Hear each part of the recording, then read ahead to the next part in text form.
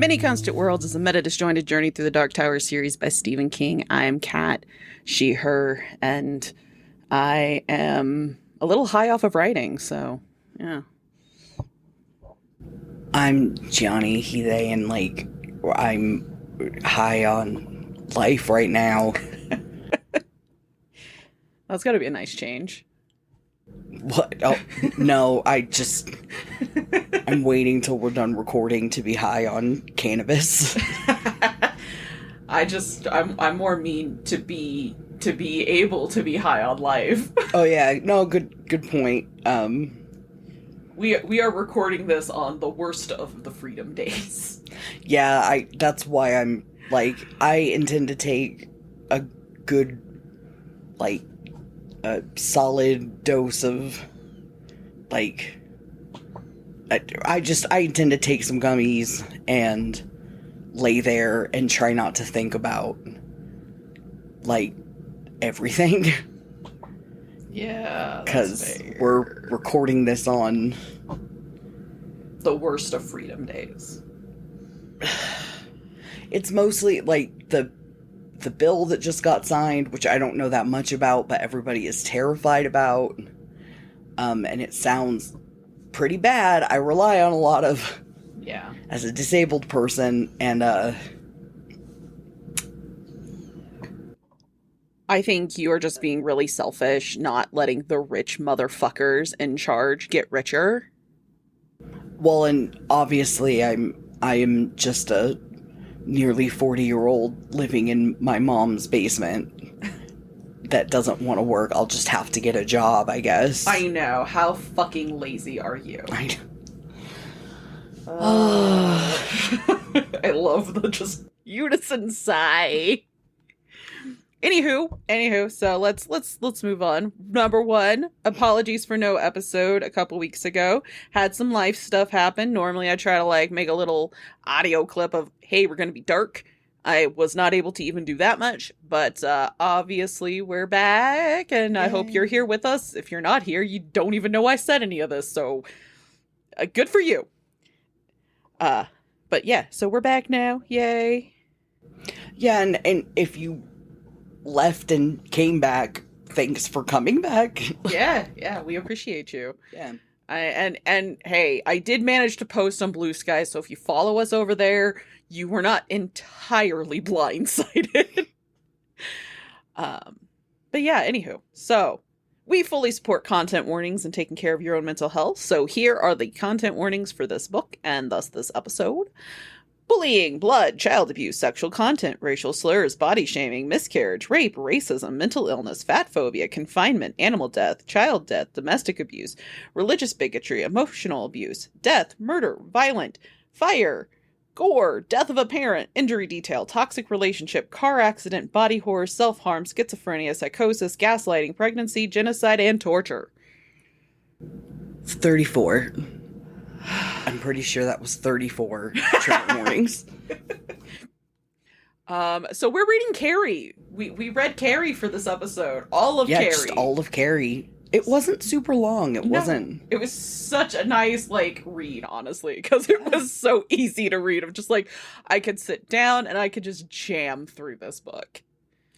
It also was easy because it was just good. Yes. It was just kind of a fun book. We have gone back to the beginning, where it all started for Stephen King. And honestly, I can see why people just really enjoyed his writing, because this was so well done. Yeah. I have some issues with certain things in it, but I don't think there is any form of art that you can be 100% behind entirely. Carrie was originally released April 5th, 1974. The inspiration behind Carrie, as noted in both on King's website and in On Writing, was a combo of two girls King went to high school with. By his own admission, he originally threw this one away, but it was pulled out by his wife Tabitha King, and with her help, King finished the book and built a very prolific career. Just a reminder, the reason King threw this one away was because he didn't like Carrie White, and if I understood correctly, he really still doesn't like Carrie White. His website does say something about how it's a story about a woman finding her power in this shitty world, But if I'm being perfectly honest, I do struggle to believe that because, again, King doesn't like Carrie White, the main character who's having that experience. And at the very least, he didn't like her when he wrote her. I think we all know the general premise of Carrie, so I'm probably not going to linger over certain details. There's cultural jokes about Carrie. We all know the premise of Carrie. What stood out to me a lot were the 2 forewords on the version on the audiobook. Mm-hmm. So out of curiosity, did your version have the Margaret Atwood foreword and then the foreword by Stephen King? No. Okay.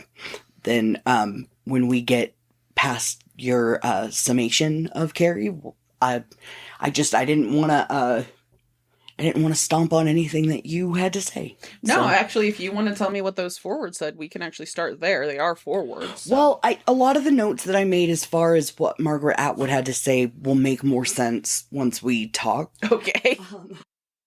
Because the same thing that you're saying now, where we all know the premise of Carrie, I do feel like she is coming at it from a place of like, you already know what the story is. And then Stephen King's foreword actually just covers exactly what you're talking about now. That he had started to write it and then threw it away. Tabitha King went and pulled it out of the trash and said, no, it's good. Like, you should keep going. This is a good one. Yeah. Also, we need money, which is the version that he tells in the book. Like, hey, we could use the extra money, so you need to keep writing this story. He does talk about the 2 girls that it's based on, which one was bullied to the point of suicide. Yeah. Bullied and abused to the point of suicide. That is one of the issues that I have with this book. Like, and Megan and I very briefly talked about how unkind he is about these 2 girls in On Writing. I am curious to hear how he presented it in that foreword. So I made a lot less notes from that foreword. Yeah. It was also shorter. He just said he got the idea from that girl and then from an article about a poltergeist haunting. So it's 2 deaths that weighed on him. And I also made the note that King, of course, didn't tease them. He was just watching. As somebody who grew up bullied, I think most people don't think they're taking part in it. You've hit it. You've hit it right on the head. Yeah. It was upsetting the way he described those girls in On Writing, and even just his interactions and the way he so nonchalantly talked about the one killing herself. Which I can say, like, because he reads the foreword. Yeah. He reads it himself. It doesn't come across nonchalant. Yeah. You can tell, like, it bothers him. Good. I feel like it should. Yeah. At least a little bit. Especially if you're going to steal stuff from their lives to make a career off of. The impression I got was that maybe that was a little bit of why he threw it away. I wonder if it got very real for him. I realize we haven't got into it, so this comment, if you haven't actually read Carrie, this comment won't make sense until Kat tells you about the book. I feel like he probably sees himself as more of a Sue Snell. I think you're probably right. Sue Snell did just as much damage as everybody else. Yeah. And I think that's probably hard to contend with. Yeah. Well, especially when you have your own daughter at home. Yeah. But one thing that I will bring up from the Margaret Atwood foreword is that she talks about a girl whose name, Esme 22, who Atwood had spoke to about Carrie, about what she liked about it, just for information about the book. And this 22-year-old named Esme, the quote that she gave Margaret Atwood is, "Oh, I love Carrie. It's the meanness of girls. He really gets that, how totally mean they could be at school." And I deeply agree. Yeah. It is horrible how he writes them, and it is so accurate. Well, and I wonder how much of that is Tabitha King, because he does say that she helped him understand, like, dynamics a lot better. Yeah, I don't know how any dude could have just done that. Yeah.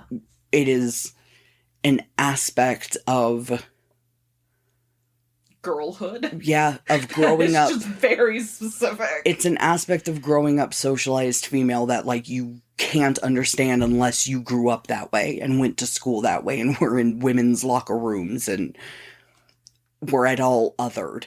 Yeah. Or othered somebody else and or saw it happen. Like, you just can't. It's not a thing that you can just get, because the way that women tease is so different. Yes. The way that women bully is so different because, I read a book about it when I was a kid because it was happening to me.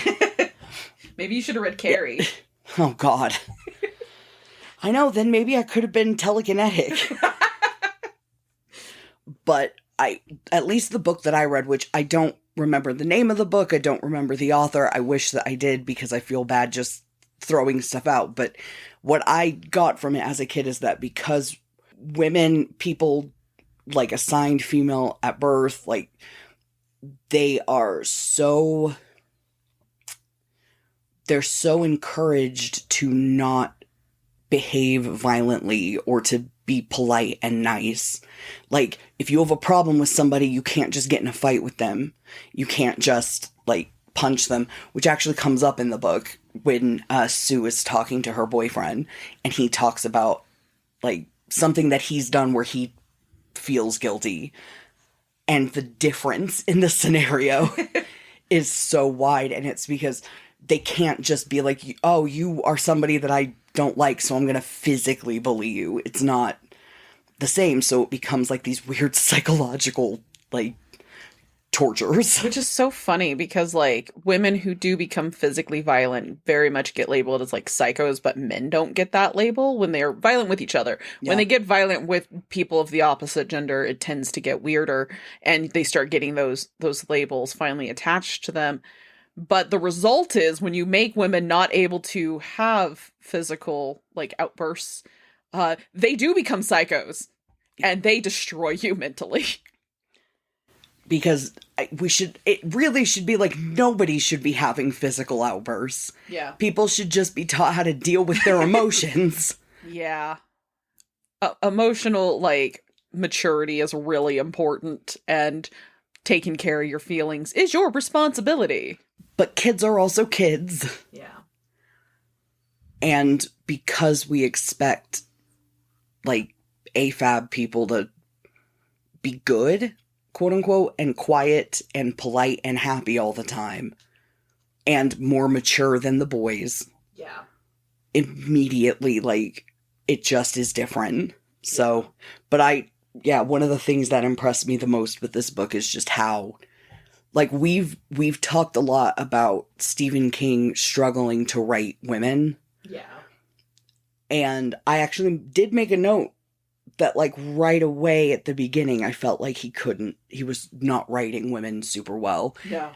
But then as we moved on in the book, I felt like some of that wore off and he did a really good job. So I agree, because honestly, the first, like, chapter is really cringy. Yeah. Well, not chapter, because it's one long part, but the first, like, maybe 15-ish, 20 pages were really cringy. They're a little rough, and I'm guessing that's the part that he had written on his own. That would be my guess. Before really getting a lot of input from Tabitha. So, anywho, you know what? Let's go over what Carrie's about then, and we'll further discuss these things. Yeah, sounds good. All right. So, the story begins with an article about rocks flying onto the White family house. And from the get-go, it tells you that Carrie White is telekinetic. Then we shift to the girls' locker room, showers. As everyone is showering after gym, Carrie White, an outcast and very stereotypical one at that, gets her first period. She believes she is dying because her plus-size religious zealot of a mother has told her nothing of periods, and being 16, Carrie is surprisingly old for never having had one yet. The girls in her class are the worst, throwing sanitary napkins and tampons at her, chanting, "Plug it up," until the gym teacher comes in and at first is just as unkind, but eventually realizes that Carrie doesn't know what's going on. Carrie is allowed to go home for the day since it is all rather traumatic. We are provided with background of the White family and Carrie's history through excerpts from a book titled The Shadow Exploded. It is published within the world of Carrie by author David R. Congress, and it is published in World in 1981. So basically, even where this book was, Carrie the book was published, this is supposed to be taking place in the future. Like, that everybody's summing it up. We also get excerpts from Sue Snell's book, news articles, and bits from the White Commission interviews, which had been responsible for sussing out what happened by the survivors of prom night. We are introduced to Sue Snell, one of the girls who originally had thrown things at Carrie at the beginning, but seems to realize that what she is doing was fucked up, and in an effort to try and assuage her own guilt, convinces her boyfriend Tommy to take Carrie to prom. Another girl, Christina Hargensen, who goes by Chris, and is dating an abusive piece of shit named Billy, and she plans to try and ruin Carrie White after the principal barred Chris from prom following her own shitty behavior. Then, of course, there is Margaret White, who believes pretty much everything is a sin. Ralph White is already dead and gone. At the beginning of this story, he is referenced a few times, and his Bible is still hanging around, and Margaret carries it around pretty much everywhere she goes. Margaret tells Carrie that if she had been sin-free, then her period wouldn't have happened. She also regularly puts Carrie in a closet to make her repent for whatever sinful thing Margaret has decided she must have done. Carrie is aware of her powers and does begin training and developing them. She is nervous that her prom date is actually a setup, which cannot blame her, but she does have a crush on Tommy and would like to have a more average high school experience and an average prom experience. So she makes herself a dress in red, which her mother, of course, hates, and she goes to prom. Chris and Billy have concocted a plan that Billy took way too fucking far with the intent to dump pig blood on Carrie. But more than anything, on whoever wins prom king and queen, because he is just a chaotic evil. So, of course, prom night happens, and Carrie is described in more favorable terms. She and Tommy win, and yes, blood rains down on Carrie. The bucket hits and takes out Tommy. Carrie runs off at first, but then comes the female rage. She triggers off the sprinkler system in the school, traps her classmates, and her own chaos ensues, not just at the high school, but through the town of Chamberlain, Maine. Explosions and fire everywhere. Sue does get a bad feeling and tries to track down what's going on, feeling compelled to get to Carrie because she doesn't mean what she's doing, as in, like, Carrie does not mean what she is doing. She's just lost all fucking control and nobody can blame her. Carrie does make her way home, gets stabbed by her mom, then kills her mom, goes back out and kills Billy and Chris in Billy's Chevy Cavalier, and then she dies as Sue finds her. And that is basically the shortest way I can go over what happened in Carrie. I think you hit the important... yeah, I feel like I did. I feel like, those are the highlights, especially because, again, we all know what Carrie is about. Yeah. I want a shirt that's like, I survived prom night or something. That's fair. That's a solid idea. One thing I really had liked about this was all of the excerpts from, like, this book that's essentially studying what happened with Carrie White. And that this world is, I mean, it doesn't seem like they're fully accepting of the fact that telekinesis is a thing, but to some extent, it's not just like, oh man, that guy's a total crackpot. Like, multiple things are talking about Carrie just being telekinetic. Yeah. And that's kind of nice. Like, it was just a nice, refreshing change, whereas most things would be like, yeah, nope, that guy's a crackpot. There's no way in hell that this person's actually telekinetic, because that's not real.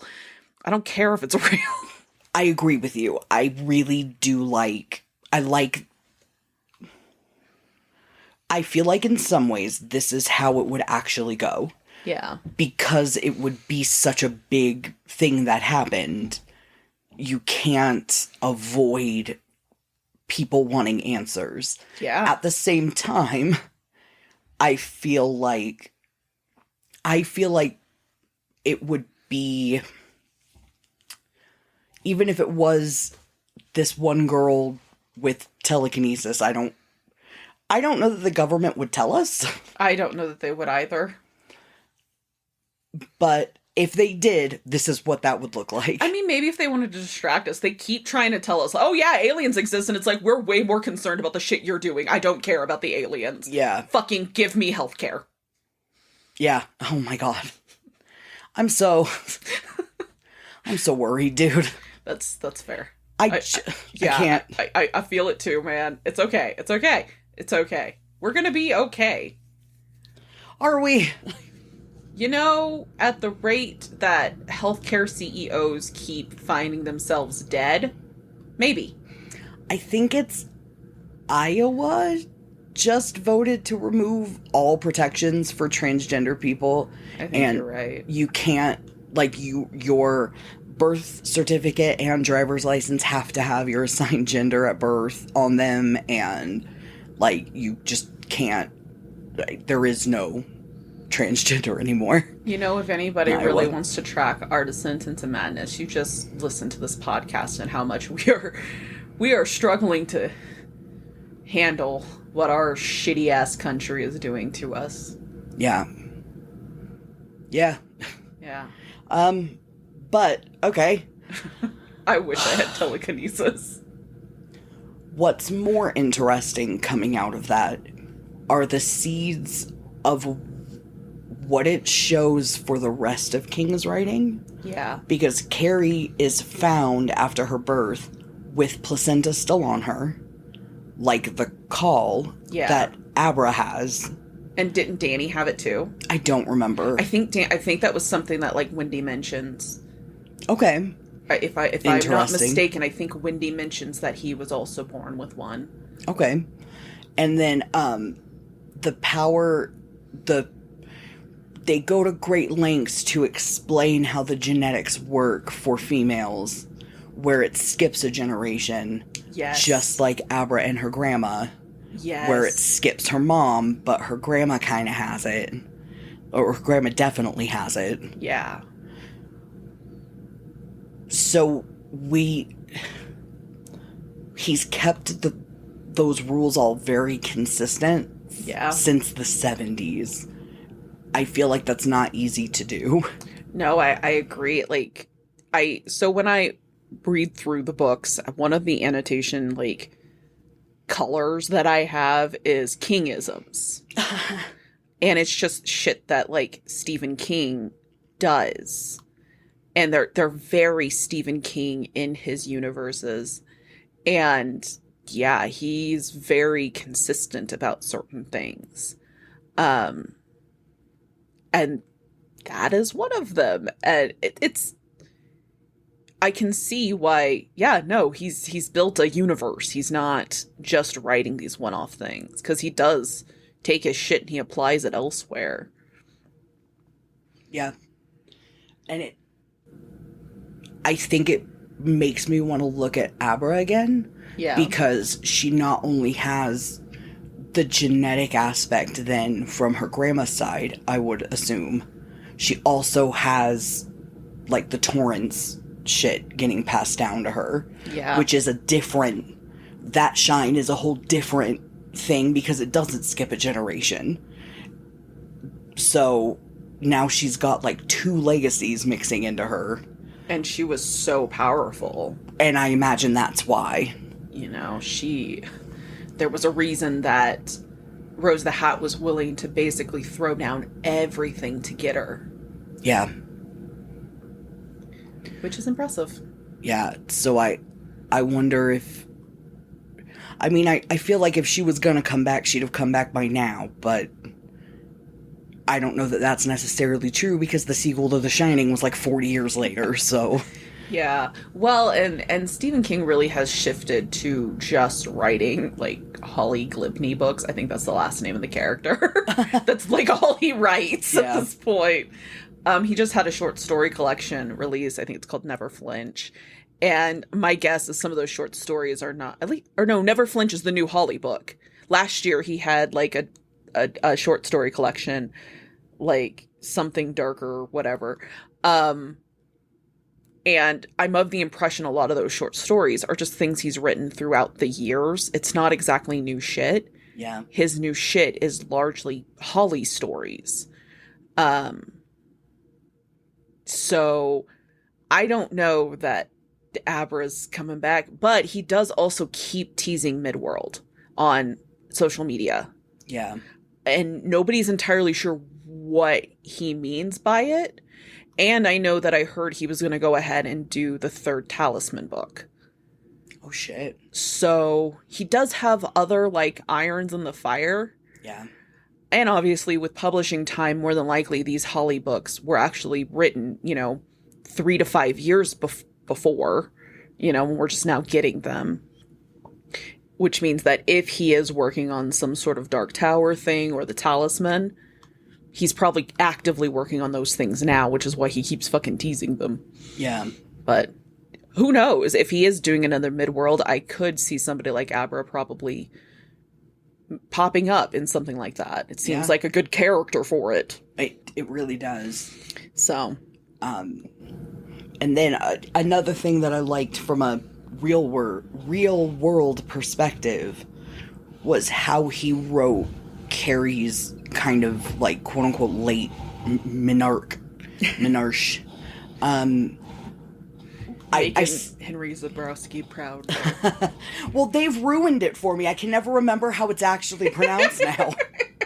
I'm like, motherfuck. I used to know what that word was, and now I second guess, triple guess myself. So thanks. You love them and you know it. I know, but like sometimes I would like if I can remember my knowledge. You know what? That's fair. And not have it tainted. I have to slowly do measure twice, cut once. Because you're gonna get it mixed up. That is not what naturally comes out of my mouth at this point. Thank you, Freddie Wong. Measure once, cut twice. Okay, anyway, what I'm saying is, while she is a late bloomer, there are people who don't start their period until that late. Like it's the outer edge of late blooming, but it's not, when you are in that intense of an abusive environment, your body will, her body had other things going on. Especially because she got locked in that closet for hours. She was probably malnourished. Oh, yeah. Well, and her mom didn't let her have a pillow. I imagine food was not... Yeah. Well, and she'd have to go to the bathroom in that closet sometimes, too. Yeah. So, Yeah, no. Oh, yeah. This was believable. Well, and when you have to hold in your bathroom needs like that for long periods of time, you get infections and things. Like, she's probably not super healthy, which is part of why she's so pimply and she's a little overweight. Plus, her mom is overweight, which means she's, like, their joy in life is coming from food more than likely, or at least that's how... In fact, Stephen King talks about that in the book, that, like, she's emotionally eating to cover how bad shit is. Yeah. And then her mom also pushes food on her. Yep. Which the once in allowed is a clock. But when her period comes, it is very heavy and very painful, which I can speak from experience. When you are missing periods, that is accurate. Yeah. Because they kind of, not always, but they can, like, essentially back up. Yeah. And then you have, like, 6 of them all at one time. Yep. And that's very much how that sounded. And I was really surprised for how accurate that was. Yeah. Compared to when we get to, is it Abra again? Yeah. And it just is the dumbest shit I've ever heard. And it's like, how did you get worse at understanding periods? Like, because he didn't have his wife writing for him. Yeah, I think I'm trying so hard not to, but I do feel like maybe that's a little bit like... I do think that makes a big ass difference here, because he does get worse at writing women somehow. I really feel like we need to read a Tabitha King book. So I have a couple because I wanted to start reading them, and you know what? I think it's definitive. Like, we need to do that for like Patreon or something. I just want to say, I feel like it will help to be able to compare. I think so too. And obviously she's nowhere near as like famous as her husband is. And that's like a shame, because like people really do often make those posts of like, thank you, Tabitha King, for saving this book and starting Stephen King's career and everything like that. And honestly, I think more people need to acknowledge how much he even says she helped him write that book by giving him a lot of information, and that she is his first pass reader and helps him like fix shit. I don't think it's as simple as like she was just a supportive wife to him and yeah, she pulled it out of the trash. I think that, especially because they are a family of writers, that there is a lot more that she actually contributes to his work, and specifically to Carrie, than I think she gets credit for. And I don't want to take away from Stephen King. It's a very good book. Yeah. It's just that when there's that big of a change between, like, how he's writing women characters, like, this book feels pretty good. There's some questionable shit, but... Yeah. And then even just the jump from that to Beverly... Yeah. is so intense. It is. I just... Yeah, I'm interested to see how she writes, to see if I can get more of an idea of how much maybe she is helping. Yeah. Or how much maybe it was just him going like, okay, well, what would this be like for a woman? Because I don't know any better. And then if it does seem like she helped that much, he needs to continue getting that much help from her. Well, and also, like, how much has he started to maybe just sit back and let that first pass be what gets through? Because obviously he does edit, I'm sure, I would hope. We've had some questions about how much editing happens, but we assume that there's some editing taking place to a small extent at the very least.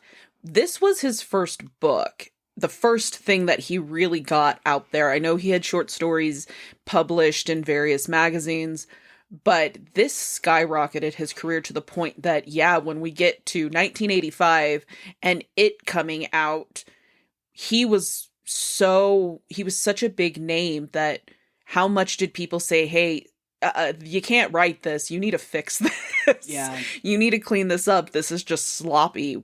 You've repeated the same freaking phrasing within 2 pages of each other. We get it. You didn't need to, we need to cut this down. Dude. Which, honestly, I think is normal for a writer. Yeah. I wonder how much they were just trying to get his shit out there, because it was gonna make money. Yeah. People knew who he was. They knew, by the time it was coming out, the name Stephen King was pretty well known. Like, he was a cash cow. Yeah, exactly.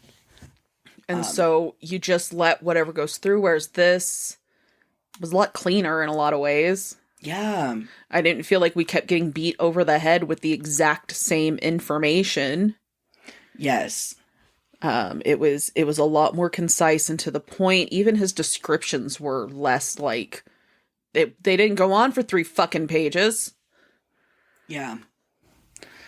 I liked the way that it was done with the different...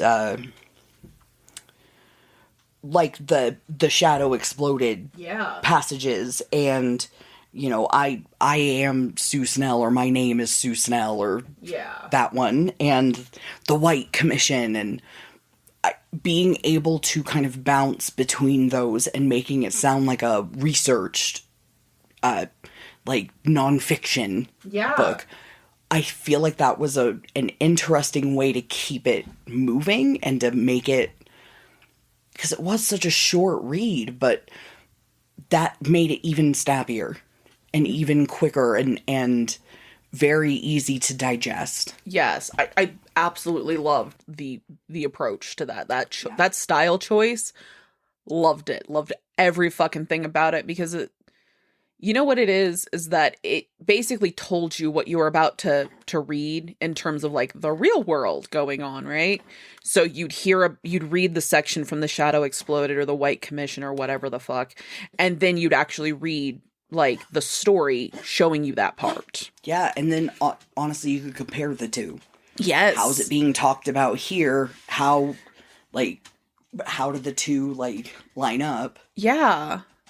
And it was very cool, because it just really played, at least for me, on that whole concept of like there's three versions: yours, mine, and the truth. Yeah. And that was the great part about having like Sue's version too. Yeah. Where we hear what Sue thinks happened.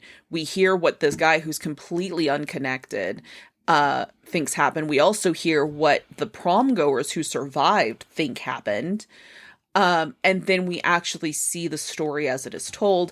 And I mean, I do maybe take for granted the fact that the story as it was told, I'm supposed to believe, is a reliable narrator. And like, that's what happened, and there's no real spin on it. Yeah. And honestly, I like it that way. I don't really want to think about it as like, well, I can't trust that either. I want to know what happened. I'm fine with this. Please don't ruin my illusion. I like having to think about it a little bit. Yeah. I like being told. I like stories like this where you're kind of told at the beginning, so this is what happens. This is where we're going to end up in the end. But what you're looking for is how we get here. Yeah. This is how we get to the end. Because then through the whole story, you're going, but how in the hell are we going to get to this place if this is where we are now? And I feel like it makes your brain work harder, because you're not just kind of passively intaking it going, wow, this is so interesting. You're literally going, but how does that make sense with where we end up? So I love a story that tells you at the beginning, like in fair Verona, two lovers, two families are fucking fighting. Well, I know the in fair Verona part, and that's it. But well, and I can say, like, for me, I also really enjoyed that, because it's a lot like with like Hadestown, where the entire time I know that this isn't going to end well. But hope. Yes, there is this little thing of like, God, I really hope like this thing's just going to come through. And I know it's not going to, but there is some level of like anticipation that occurs inside of me that makes it a much more engaging read, to know that it's not going to go that way, but to kind of hope that it does. Like, somehow, no, it's not a sad song. Yeah. And we're gonna sing it again. Yeah, I just like, no, this time it's gonna be different, which I think is also like the ultimate like rereading a book. Like, this time somehow it's gonna be different. Yeah, because we do know the story of Carrie. It is at this point, it is just a like common like public like it is just in, what is it called, a zeitgeist? I think so. I think that's what that thing is. Yeah, it's just part of society now, because it is so just. We make jokes to young girls about, you know, being Carrie and shit like that, and I mean, fuck, it is so iconic, her drenched in blood, even not even from the book, but just like the Sissy Spacek movie, where she is just walking down the street covered in blood and there's fire all around her. That imagery is just, it is part of life. And so even before the book starts telling you where we're going, we know where we're going. Yeah. And then the book starts telling you, this is where we're going. These people are gonna be dead. This is where this, like, there is no other path. But you can't help, like, when she's in her dress and she feels so beautiful and everybody keeps telling her, you're beautiful. Yeah. This is, like... And they start accepting her. you are filled with hope with her. Even as the book is telling you over and over again, they have 2 hours to live. Yeah. There is pig's blood up there. It's ready to go. They're in the vent. This is how this is gonna go. You're still just... But does it have to? Yeah, no. Can I somehow get the one copy of this book from an AU? Yeah. And it doesn't go that way? Yeah, Chris pulls the rope, and when for a second it's slack, you're like, yes, okay, this is the time. This is the time where the bucket doesn't fall. Which does... It makes no sense. We know the bucket is gonna fall. It's the only way it can go. But you have to... You have to have hope. Even though you have the dread of knowing, like, the bucket falls. Yeah. It makes it so nice to read. And it sounds horrible when you describe it. Yeah. But it's not. It's a nice feeling. It's an enjoyable reading moment. Reading is weird. Reading is weird. But, okay. So, you know what? Let's talk some Kingisms. So... Obviously, this is the birth of Kingisms for the most part, so we will regard them as such.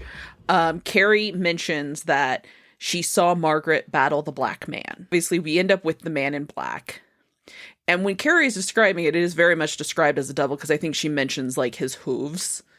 And it's very like Rosemary's Baby. We do have some sort of entity in black. And... we've briefly mentioned before the theory that the man in black is Carrie White's father. Ralph is not really a part of this story. He dies before Carrie is born. He had some of the same crazy beliefs that Margaret did, but he also raped his wife. So I don't know if that was supposed to be like a moment of like weakness, or if it's a case of he didn't actually hold those beliefs of like, all things are sin, including sex with your wife. Because Margaret does believe that, and like she disowns her own mother because her mother gets remarried after her father dies. And basically she tells her mother how she's living in sin despite the fact that her mom like marries a different man and everything, and it's just, that is how hard Margaret goes on everything is a sin. Yeah, Margaret pretty clearly has like some mental illness issues, and we've talked about this before, most recently in the last book, in the Dead Zone, where sometimes with mental illness, in fact, I would say often, but that's based on, I don't even want to say my own experience, it's literally just based on like lots of handouts I've been given. Like that extreme religiosity is a symptom of things like bipolar, schizophrenia, like just some of the big, I don't want to say big, that's really not right or fair, but like somebody in mental health crisis. Yeah. That extreme religiosity is a major symptom. And instead of getting help, she kind of just gets laughed at, and she kind of just gets indulged with it instead of anybody stopping to help her. And people knew how much she mistreated Carrie. I mean, not to the extent. But they were aware that Carrie was being abused, and they just kind of left it. Which is also another Kingism, people everywhere being fully aware of the fact that, one, this person is not okay, in terms of like Margaret White was not okay. And then that, yes, she mistreated her daughter. And it just was left because it's, the whole like, not my business kind of behavior. But we're all going to judge you behind your back. We're not going to help. It just made me think of like in It, when literally Pennywise makes the losers basically invisible to the town, where they like everybody can't really see anything that it's doing to the kids. It like forced them dim. Yeah. Which feels so much like a magical explanation for people minding, like, quote unquote, minding their own business. Yeah. Pretty much, because, like, especially when you think of, like, Beverly and how abused she was being. And it's not unheard of either, because what is that song from, like, the 90s where the chick, like, hears the parent upstairs, like, beating the shit out of their kid or some stuff, and she just sings a song about it, and people make jokes about that. Ooh. But it's true. People are so scared to get involved that it's so much easier to just sort of, like, turn a blind eye. Another Kingism, maybe, I don't know. This one I just thought was very interesting, and it is related to Stephen King himself, which is the fact that he gave Carrie his birthday. Not the same year, but they were both September 21st. Really? Yes. He when he mentions her birthday, she is born on September 21st of, like, a different year, but yeah. I thought that was interesting that he did that. Especially since he didn't really have to give her a specific birthday that way. Yeah. But at the same time, since he's referencing so many, like, official documents, it makes sense that he'd put one out there, but... And I do think it's in one of those documents that it's even said. Yeah. But it's still just, like, he gave her his birthday. Yeah. Which also just kind of adorable. Yeah, a little bit. I see you, Stephen King. So we need to start celebrating his birthday more, since clearly he, like, as someone who cares about their birthday, that is, I care about my birthday behavior. Yeah. I mean, we do generally try and make, like, at least a birthday wishes, like, sound bit, but maybe, yeah, we need to do more. Yeah, it feels like it. That's a real and honestly, he's given us a podcast. Yeah. We have made an entire podcast off of Stephen King's work. Another Kingism is Chris. Her name is Christine, and it's a big deal about, like, Billy's Chevy Cavalier. We know that Stephen King clearly is just a car guy. Yeah. Christine the car book is not, I think that's a Plymouth. So it's not, like, the same kind of car, but Damn. I still think, I was wondering, I was trying to check, and I had to look it up, because I was like, so it's not her haunting the car? Yeah, that's what I wanted to know, because she obviously dies in the car with Billy. Yeah. And if, like, their, like, awfulness fused into one thing inside the car. Because they were awful. They were so bad. Like, I feel bad for her because she's pretty mistreated, and she had the kind of parent who doesn't actually prepare her at all for life. They just, like, make things very easy. Yeah. I was so impressed with the principal and the teachers, because they were absolutely trying to protect Carrie as much as they could within what was happening at school. Yeah. I wish they had done more about her home life, but I can see how for someone who's about to be an adult, maybe that was not a good move. Yeah. It should have been done when she was younger. It's clear everybody knew that weird shit was going on. I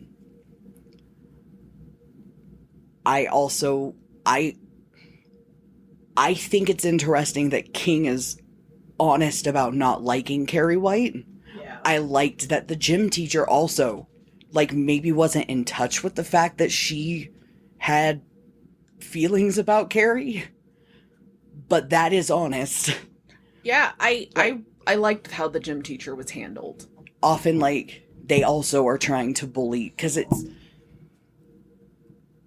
is normal human shit. It's just shit that, like, there's a lot of quote-unquote normal human behavior that we as a society don't engage in because it's something that we know is not good. It's inappropriate. Yes, we've decided it's inappropriate, so we don't do it. We do other things to deal with it. Yeah, Like, I think that's why I liked how the gym teacher was handled, because I know early on she's like, yeah, I don't really like this girl either. But then she's like, but my job is to take care of my students. Yeah. And I was a dick at first, but now I'm going to do my job. She looked at herself and asked, why am I acting this way? Yeah. Why don't I like this student? What can I do to both help her and to stop being the way that I am? Yeah. That's appropriate. It is. That's exactly what she needed to do, and then coming down very hard on the students who were bullying her, I think was great, especially since, like, they didn't try to take away their prom tickets right away. Yeah. It was, hey, you've got options. You can do this and still go to your prom, or you can do this and give up your prom. Yep. These are your choices. Yeah, which I think was the great thing with the principal, too. I wish I had ever had a principal like that. Yeah. And I had they weren't terrible, but, like, this is the dream. Like, no, it is, because, like, he keeps calling Carrie the wrong fucking name. He keeps calling her Cassie, and she gets mad about it. She's like, that's not my fucking name. Good for her. And he's like, hey, calm down, Missy. And it's just like, you are calling her the wrong name, dude. But then when the time comes and he needs to take care of his student, he does. He looks at Chris's dad, and he basically tells him, look, the thing you're trying to cite as being against your daughter, we can also use for Carrie White, whose name I've got right now. Yeah. And do what you want to do. We'll countersue your fucking ass for all the shit your kid has done to this other student, because we know her mom won't do it on her behalf. And him getting the name right in that moment felt very much like, see, he's not always on it, but he'll get it right when the time comes and he needs to, he will get it. Like, he'll get it. Yeah. I think the problem is it was just all too little too late. Yes. But also, if they had... The Chris girl was just as much in danger as Carrie. Yeah. And had anybody noticed it and also reached out to her and helped her, there wouldn't have been, like, this wouldn't have happened. Carrie was starting to be accepted that night. There were steps being made to, like, reach out to Carrie. Had the pig's blood thing not happened, because had anybody reached out to Chris and got her away from this very abusive situation, had her father known what was that, like, just, if any, she was neglected as much as Carrie was over, like abused and over, like, picked at. Yeah. And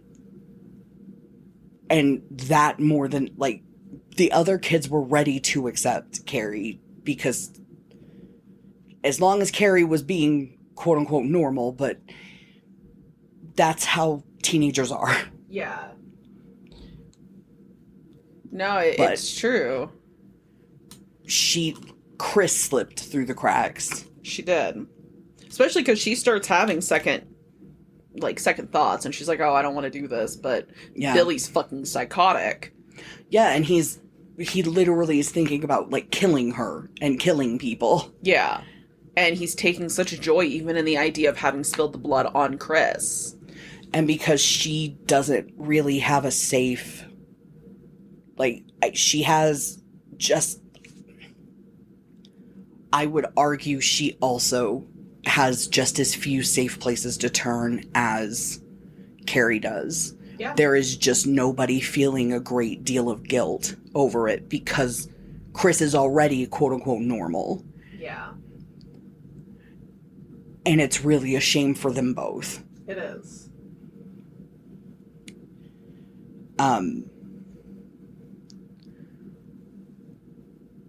I would say, like,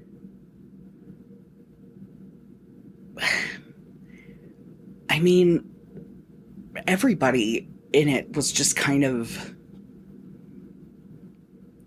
if the parents had been looking closer, maybe shit wouldn't have happened, because I could say the same with Sue Snell. Like, I think that's true of just, like, everybody's childhood, though. Yeah. And that's what's really good about it, is that, honestly, yeah, everybody has these blind spots to their parents. Yeah.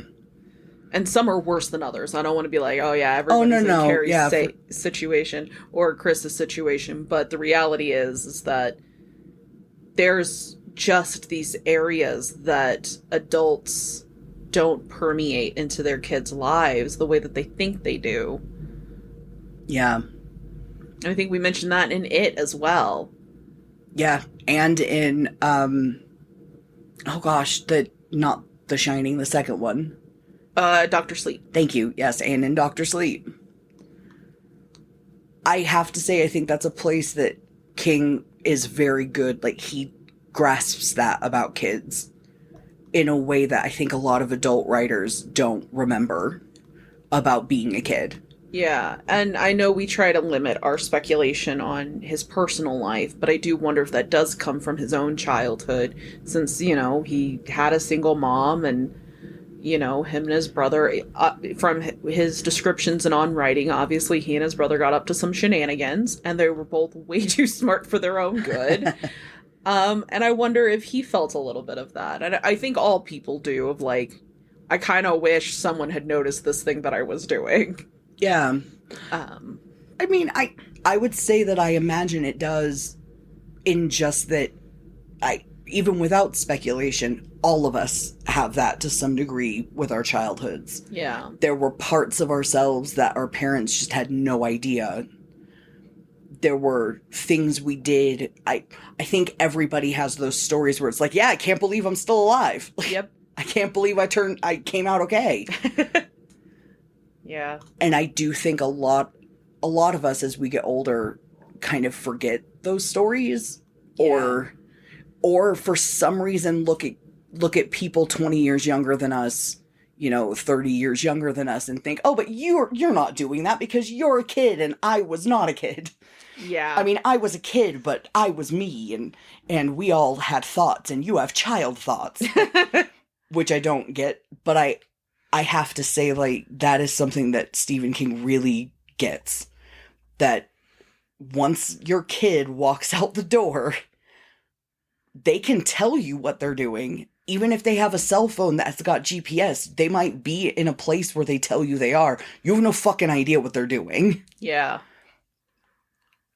Well, and there's, like, depending on when he's writing, he's also got that beautiful, like, call me when you get there culture. Yeah. What happens between there and there, totally different. Yeah. Well, and one thing that I really like about how he wrote Carrie's relationship with her mother and with the very tight grip her mom tried to keep on her is that the more controlling you are, you're just teaching your kid to be a better liar. And they will always find ways to slip out. Even if it has to be telekinesis. They will always find ways to buck that control because they're humans. They're going to eventually be adults who aren't under your thumb. Yeah. But it's very true. I also like that he let Carrie be good at shit. Like, it's very clear she is good at sewing. Yeah. It is not even, like, kind of suggested. It's made clear she knows how to make clothes, and she knows how to do it well she can read patterns, and she can produce beautiful things. Yeah. I feel like very often a lot of authors, when they try to make these outcasts, they really kind of lean on the whole, like, not good at anything sort of deal. And I just appreciated that Carrie had a skill and an art that she was good at. It makes it even more of a tragedy because you can see the potential. And that if the kids hadn't essentially, like, labeled her as we can put all of our frustrations and stress and hormones and feelings and anger and whatever onto this scapegoat. If they hadn't essentially picked Carrie White for that. Yeah. Like, this person was beautiful and had this, beautiful potential and could have made, beautiful clothes. Yeah. But instead we see the very opposite of her creating things. She goes the route of destruction. Yeah. Also, they could have had a telekinetic friend. Yeah. How cool would that have been? Yeah. Yeah. A line from Margaret Atwood's foreword that I wrote that I actually I made sure that I went back and copied it exactly was Eldritch Sugar Bowl Levitating Grandma. They could have had an Eldritch Sugar Bowl Levitating friend. They chose what they chose. They chose what they chose, and they chose wrong. Always choose to keep your, like, if you can have an Eldritch Sugar Bowl Levitating friend and or grandma, don't bully them until they kill the town. Yeah. Unless you hate your town, but, like, befriend them. Still befriend them. Observe the destruction from a safe distance with your friend. Yes. That's the only way. Yeah.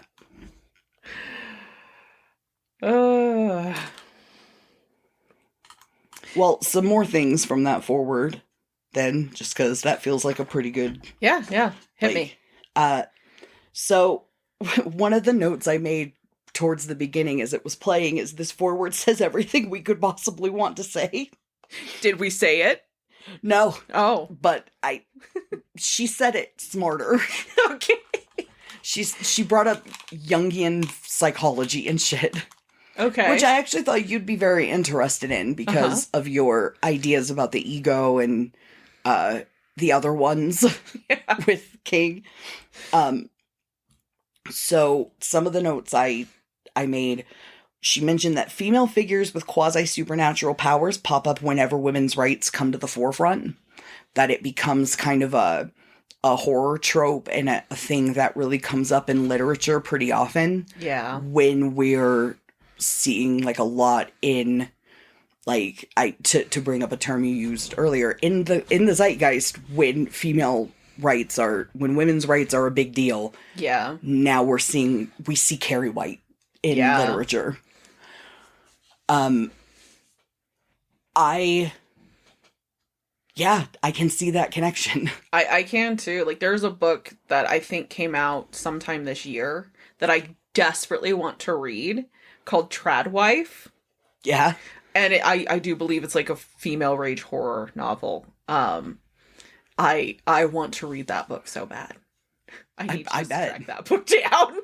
And I'm sure you can understand why. Yeah, no, it sounds amazing. I don't even have to tell you anything about this book, just the title alone. Yeah. So what she didn't say, but where my mind went to were things like the witch trials. Yeah. Because so often who they would peg as a witch, and I know more about, like, the Salem witch trials than witch trials that happen in Europe. Yeah. And other places, but very often who they would peg as a witch were outsiders, were women who lived on their own. More often than not, they were women, which if you're surprised by that information, you're probably at the wrong podcast. Well, it's the whole, like, thing, all the stuff that says, like, they didn't burn witches, they burned women. Yeah. It's that. That's a whole conversation for another day. Because everybody was doing folk magic. Yeah. Everybody honestly, like, prayer is magic. You're just trying to cast a spell. It's fine. Yes. I see you. 100%. But also, folk magic has always, and probably will always, just be a part of, it's just how humans operate. Yeah. Superstition, folk magic, all of it. But that shit could also be used to condemn a person that they wanted to, like, it is very similar to how they treated Carrie White, because humans are tribal, and if you are an outsider of any kind, like, we freak out. Yeah. Because that could be dangerous to the tribe. Yeah. It could be dangerous to all of us, because we don't know what to do with that. And this is what I mean when I say there's a lot of things that feel inherent to humanity that we've decided that we know logically aren't, that we can do different. Yeah. But Carrie White legitimately was a witch in that way, and that wasn't what they were ostracizing her for. Her mom, yeah. Her mom was... And she burned all of them. Yes, hey. I didn't make that connection.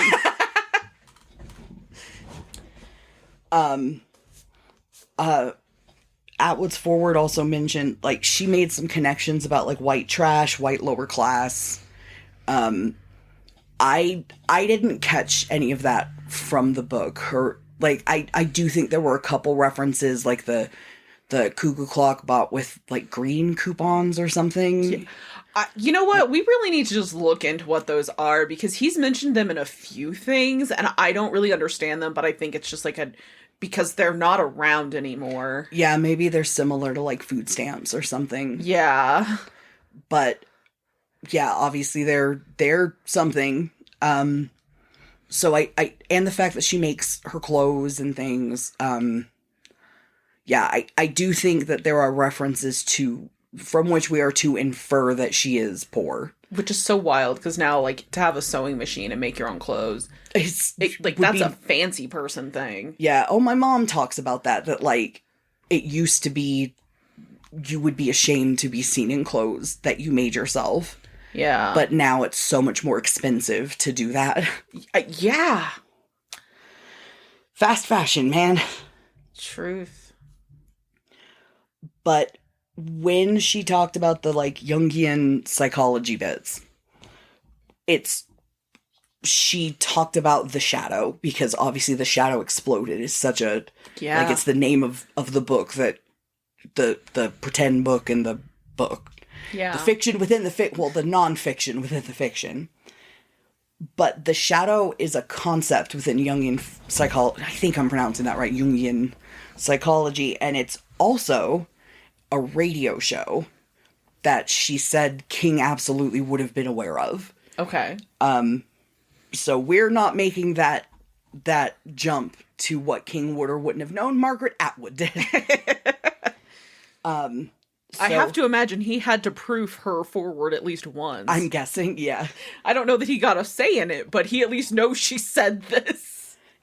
So I did look it up, and so I'm just on the Wikipedia for the Shadow, like, radio show character, the Shadow fictional character. Uh-huh. The Shadow is a fictional character created by American magazine publishers Street and Smith and writer Walter B. Gibson. Originally created to be a mysterious radio show narrator and developed into a distinct literary character in 1931 by Gibson. The Shadow has been adapted into other forms of media, including lots of other things. Oh, and at least 5 feature films. Jesus. The radio drama included episodes voiced by Orson Welles. Ooh. So when it comes to the abilities of the Shadow, in radio and film only, various psychic abilities such as reading a person's thoughts, controlling their mind, and altering their perceptions, enabling him to turn himself invisible, except for his shadow, which cannot be hidden for unknown reasons. Low-level telekinesis with small objects such as knives or glass debris. Low-level superhuman strength, able to lift a sturdy armored warrior with only one hand. We go back.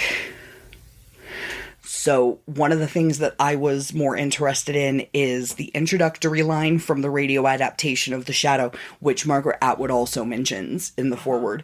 Who knows what evil lurks in the hearts of men? The Shadow knows. Now, that stuck out to me for a different reason. Yeah. Because if you know me, you know that I used to be obsessed with Beyond Belief. And that line is, who knows what evil lurks in the hearts of men?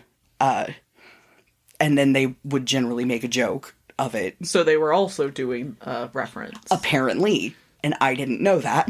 We're gonna have to look at The Shadow, aren't we? Oh, yes. I think so. Okay. Now, The Shadow at the end of each episode reminded listeners, the weed of crime bears bitter fruit, crime does not pay, the Shadow knows. Some early episodes use the alternate statement, as you sow evil, so shall you reap evil. Crime does not pay, the Shadow knows. I dig it. which is interesting. Yeah. There's a lot more to that, but I feel like that would take a lot longer to deep dive. Patreon content. Yes, I think so. But the shadow is also a Jungian archetype. Jungian archetypes are a concept from psychology that refers to a universal inherited idea, pattern of thought, or image that is present in the collective unconscious of all human beings. As the psychic counterpart of instinct, archetypes are innate, symbolic, psychological expressions that manifest in response to patterned biological instincts. Archetypes are thought to be the basis of many of the common themes and symbols that appear in stories, myths, and dreams across different cultures and societies. And the shadow is one of them.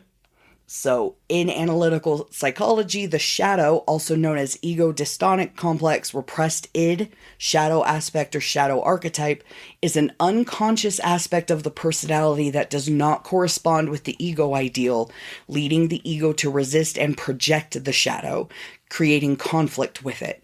The shadow may be personified as archetypes which relate to the collective unconscious, such as the trickster. Jung considered merging with the shadow as typically bad, viewing it as the process of the suppressed identity overriding or controlling the ego. Margaret Atwood says in her foreword that the suppressed identity is her, femininity and her femaleness, and it is this is all a failed attempt by the psyche to bring about change in, the collective, and to view her as not, the butt of jokes, but as, it's why she keeps repeating, no, I am Carrie White, I want them to know me. It's why she freaks out on the principal. No, my name is Carrie. Yeah. This is who I am and none of you see me. Well, and I think that also goes really well with the end where everybody, when they talk about her, it's we knew. We know it's Carrie White. We know. Because she's psychically putting out this message.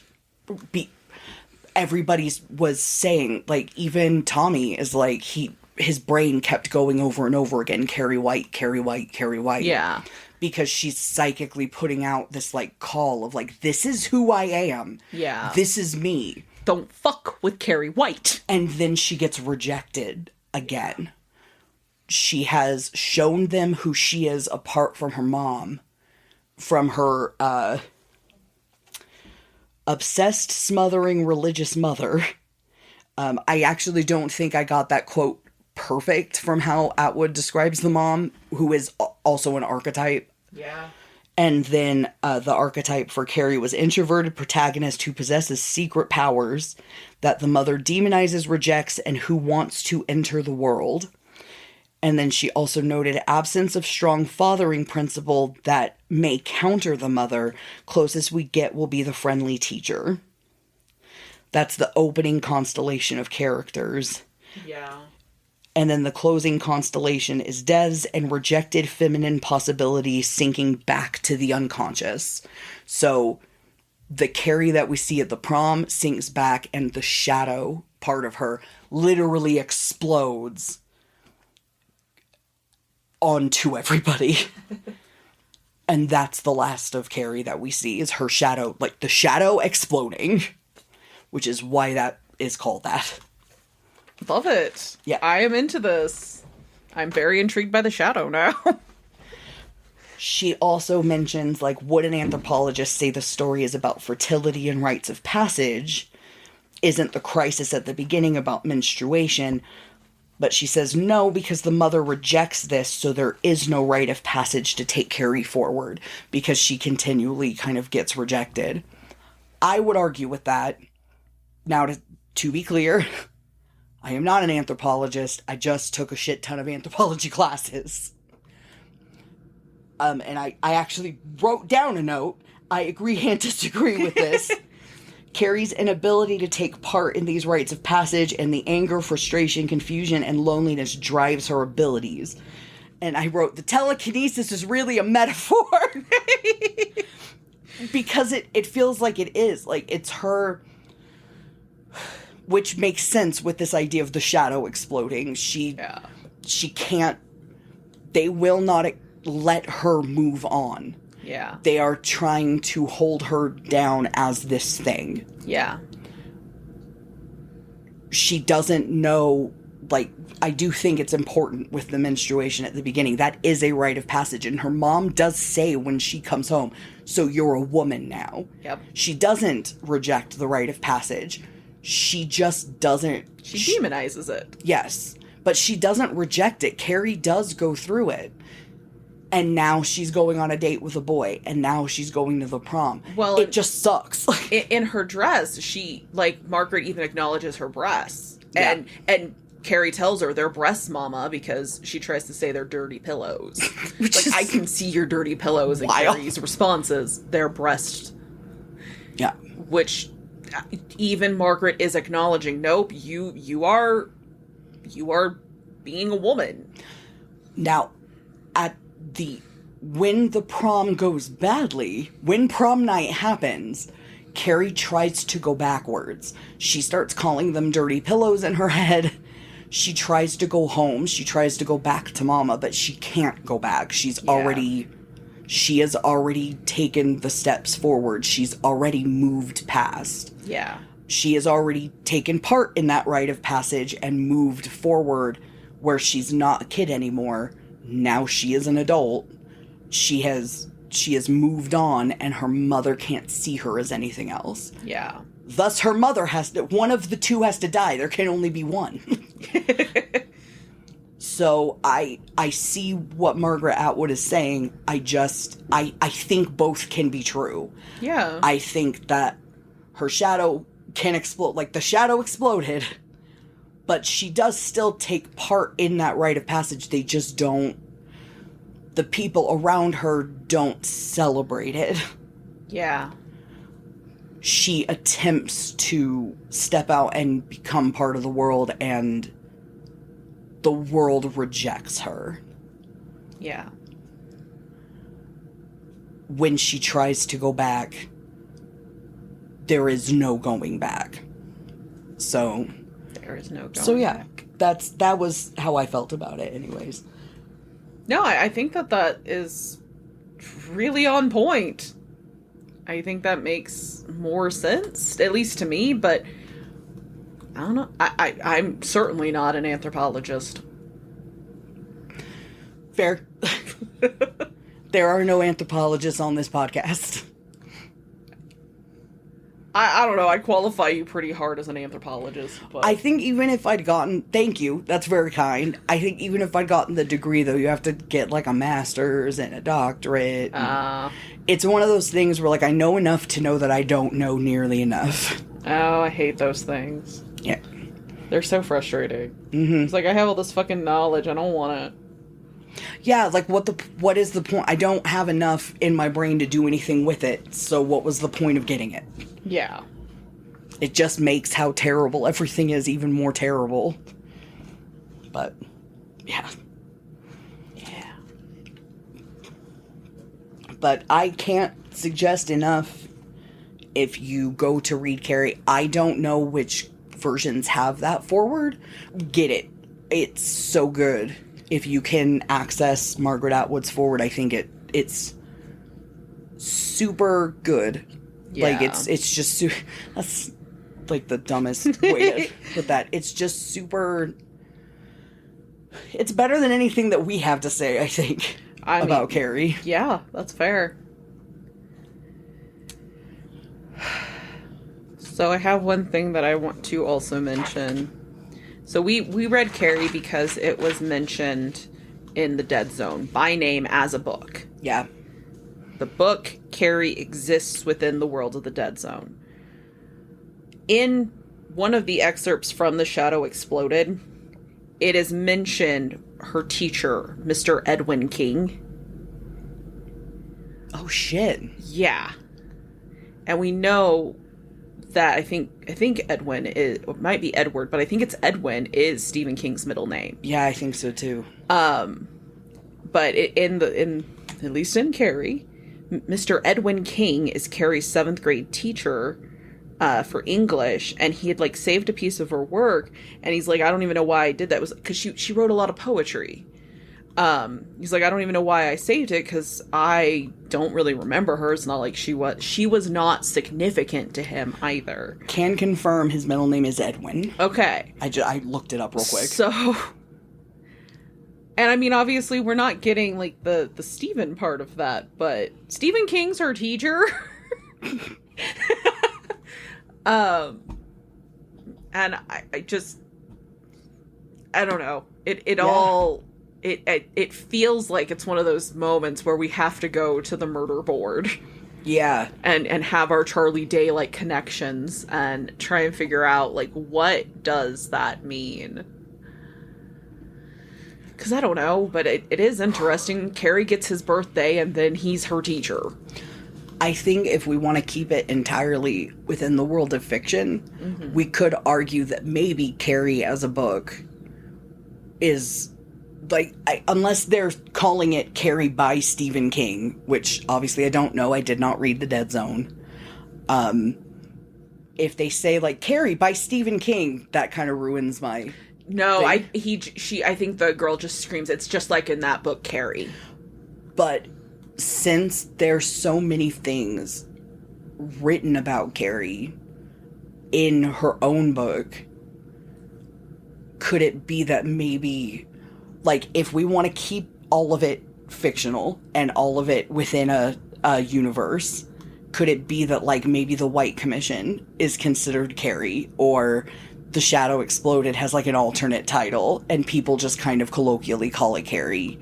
Or, like, one of those things. Like, probably not the Sue Snell book, but maybe, like, one of those.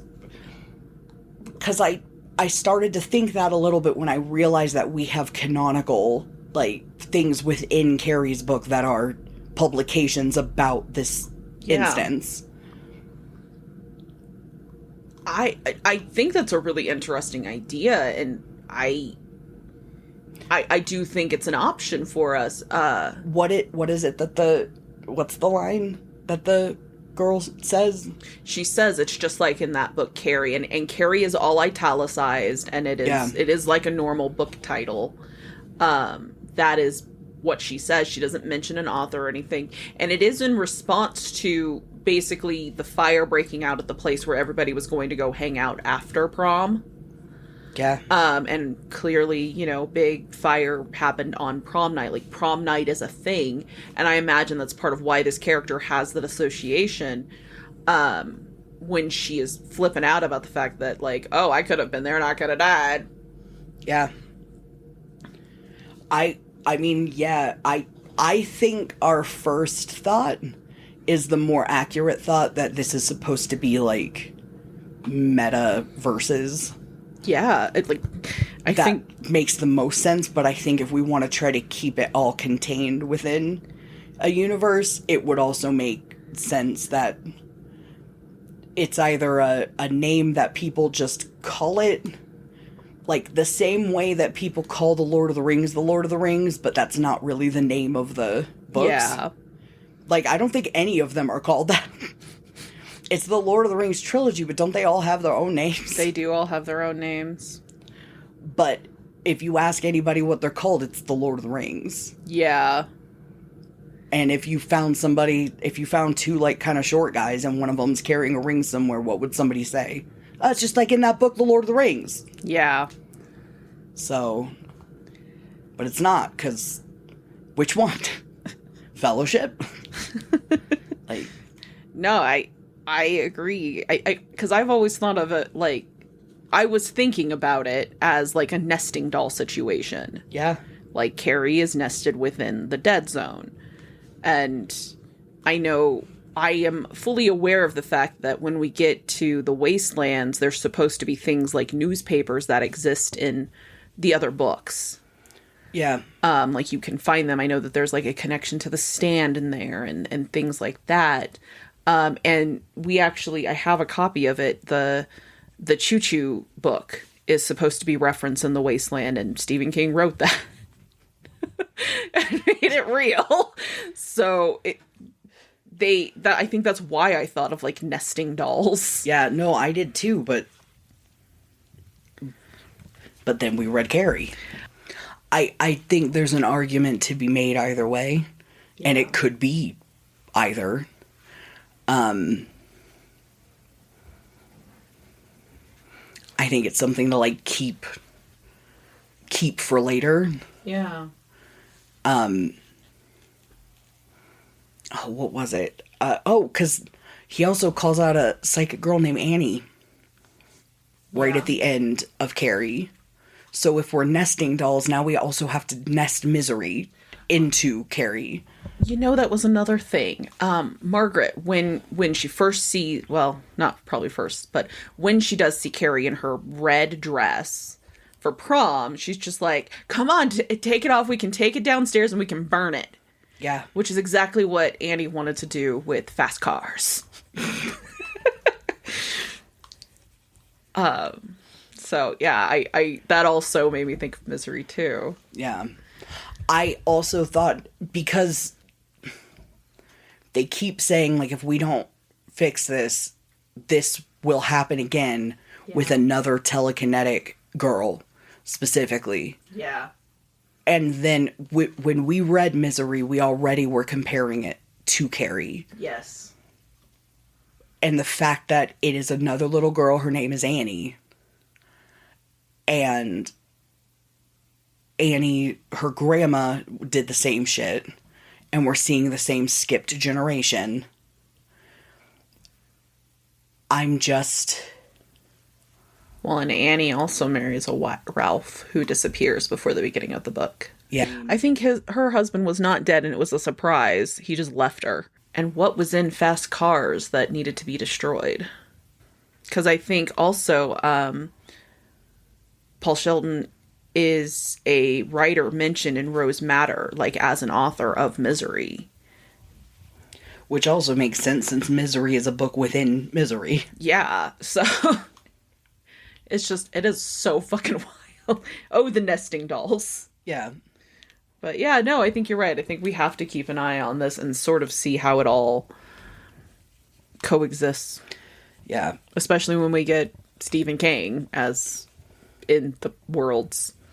Say Misery takes place within the world of Carrie, that means that there is the White Commission that somebody like Paul Sheldon could go and find if he's trying to make more sense of the shit that happened to him. Yeah. Like, which could result in something like Carrie getting written. Like, he could then write Carrie. Yeah. I don't know that the timeline works out, but it could have worked. Well, and I think it's the same as like when we go back to the Dead Zone where Stovington is, and we don't know for sure if Jack Torrance had worked at that Stovington or if he does not exist within that world. Yeah. This is the fun part. This is where we're actually getting into the metaverse part of trying to piece it all together and figure out like where does it go? How does this piece fit in with these other pieces? And yeah, we have a very strong foundation. And I think all of this will start to piece together so much more when we actually get to further books in the Dark Tower and we get to concepts like Keystone Earth. Yeah. We'll be able to put a lot more of this and figure out, okay, which floor of the tower does Carrie belong to? Which floor of the tower does Misery belong to? But that is a concept that hasn't even come up for you yet. And I obviously need a refresher. It's been 20 years. First floor, haberdasheries. Going up. Second floor, telekinetic murderous teenagers. Going up. Oh, man. So last time we pulled the sun, a sign of optimism, success, and good health. I'm not really sure that I felt that so much through Carrie. At the same time, like, there were moments where I really do feel like Carrie was getting, like, she had moments of optimism, and she had a great opportunity, as we talked about. You know, we wanted the story to end a little differently, but that is not what that story is. If she will not be loved, she will be feared. Love it. Okay, so this time we have pulled the Four of Pentacles, a very large king sits on like a cement bench. He's got a crown, a pentacle upon that crown. He's holding a pentacle like in a weird, like, one arm over and then one arm under, and then his feet are upon two of the other ones, which is why I had a moment of trying to figure out how many pentacles this was, but there's a 4 at the top, and I'm dumb. And I say he's a very large king because there's a very tiny city behind him. Or maybe it's meant to be distance. I can't tell. And oddly enough, like, for how cementy this is, the sky is also a very, like, weird shade of brownish, grayish concrete. And often these cards will depict, like, a blue sky. Like, you see what I mean? Oh, yeah, I have a little picture in here, too, so. So that feels really deliberate, or they did not care about this card. No, I do think you are correct, and here is why. The 4 is a sign of conservation. It indicates substantial material possession and may reveal protective tendencies. And so when we're talking about conservation, I imagine that's why, because it's just very gray. Color is a vibrant luxury. Oh, good point. And I'm curious to see how this one plays out as well, because we are finally going to finish The Gunslinger for our 2-year birthday of this podcast. Our next episode is going to be the last 6 pages of The Gunslinger, and maybe kind of a little recap of everything that we have done to this point. I've got some things that I've been trying to put together for this. Some of them aren't going to be done in time. It is what it is. Life is life. But it's going to be fun, I think, and happy 2 years to us. Happy 2 years to us. We are finally finishing the first Dark Tower book. We are, yeah. That's kind of exciting, though. It's very exciting. I would even say, while there are other worlds, maybe this time don't go anywhere. Don't go find them. We're finally finishing a book. I mean, we finished lots of books, but we're finishing, one of the main books. You don't want to go... Don't... Things are just heating up. Yeah, don't change that dial.